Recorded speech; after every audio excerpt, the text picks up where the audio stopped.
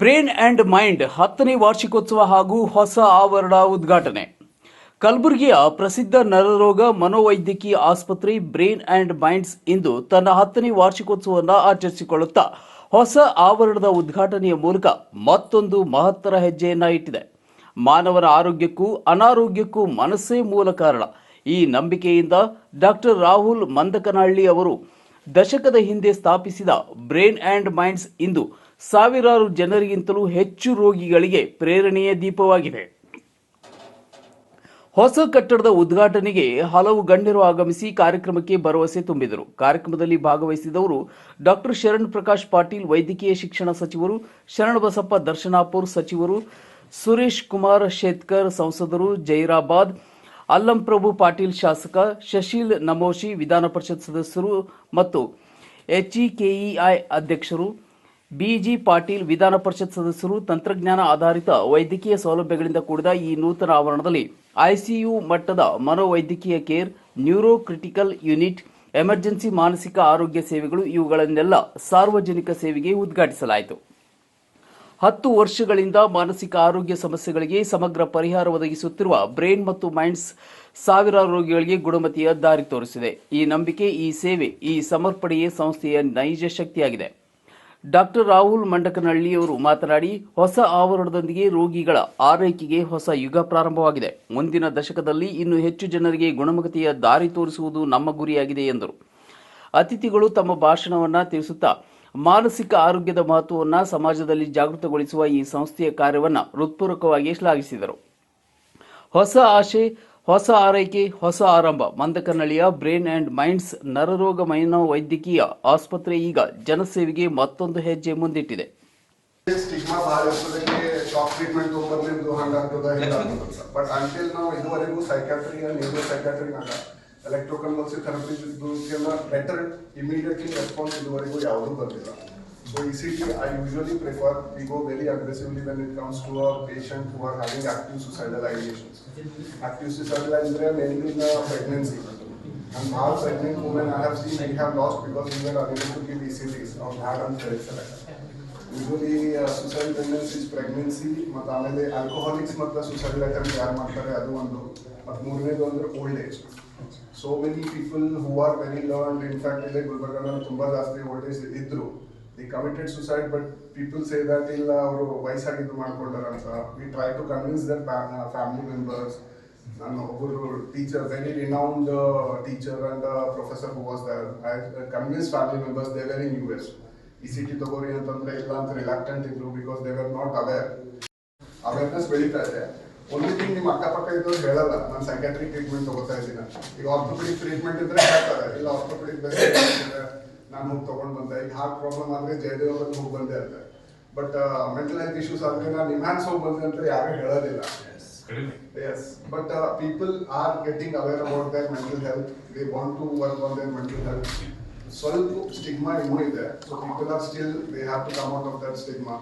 So when government is trying hard to, and even some celebrities are coming out and speaking about mental health. So we have certain things like this setups regularly. And people have chest pain facility have the ECG together. And one day in a feeling low, and the parents will take an opinion of a psychiatrist. Why you are worried about it?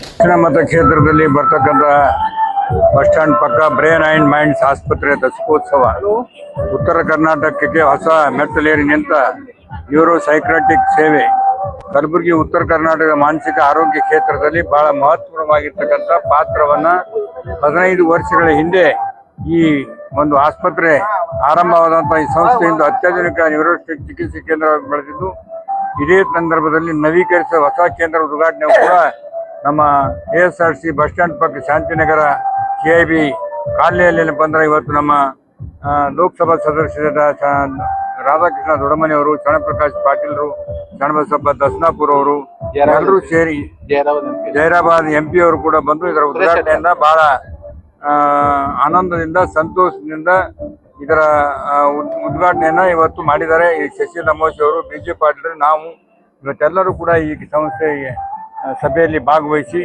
ಅವರಿಗೆ ಶುಭವನ್ನು ಹಾರೈಸಿದ್ದೇವೆ. ಈ ಭಾಗದ ಅನೇಕ ನಾಗರಿಕರು ಮತ್ತು ಗ್ರಾಹಕರಿಗೆ ಬಹಳ ಕಳಕಳಿಯಿಂದ ವಿನಂತಿಸಿಕೊಳ್ತಿದ್ದೇನೆ.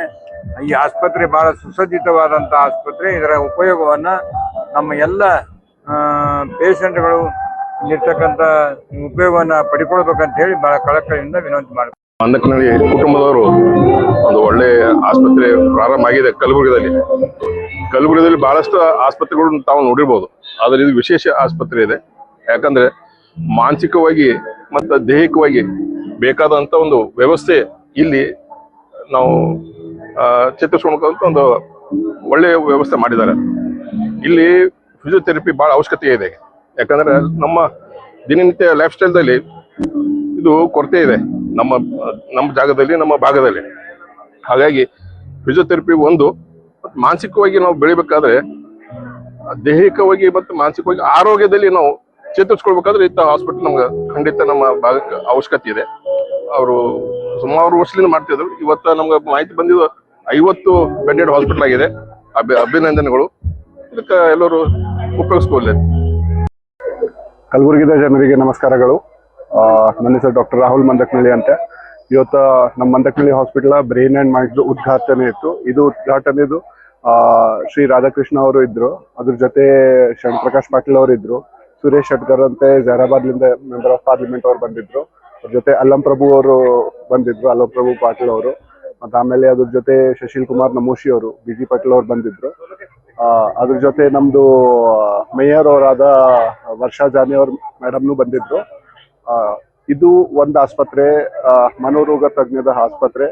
ಕಲಬುರಗಿ ಕಲ್ಯಾಣ ಕರ್ನಾಟಕ ರೀಜ್ಯದ ಮೊದಲಾದ ಹೈಟೆಕ್ ಆಯ್ತು ಮತ್ತು ಯಾವುದೇ ಪ್ರಕಾರದ ಎಲ್ಲಾ ಸುಲಭ ಫೆಸಿಲಿಟೀಸ್ ಇದ್ದ ಆಸ್ಪತ್ರೆ ಇದು. ಬ್ರೈನ್ ಅಂಡ್ ಮೈಂಡ್ಸ್ ಕಲಬುರಗಿದ ಮತ್ತು ಅಕ್ಕಪಕ್ಕ ಏರಿಯಾ ಗುಲ್ಬರ್ಗ ಆಯ್ತು, ಬೀದರ್ ಆಯ್ತು, ರಾಯಚೂರು ಏರಿಯಾದ ಜನರಿಗೆ ಯಾವುದೇ ಪ್ರಕಾರದ್ದು ಫುಲ್ ಫೆಸಿಲಿಟೀಸ್, ಮೆಂಟಲ್ ಹೆಲ್ತ್ ಪೇಷಂಟ್ಸಿಗೆ ಎಲ್ಲ ಪ್ರಕಾರದ ಫೆಸಿಲಿಟೀಸ್ ಮತ್ತು ಸೌಲಭ್ಯ ಪ್ರೊವೈಡ್ ಮಾಡಬೇಕು ಅಂತ ಇದು ಆಸ್ಪತ್ರೆ ಓಪನ್ ಆಗಿದೆ. ಧನ್ಯವಾದಗಳು.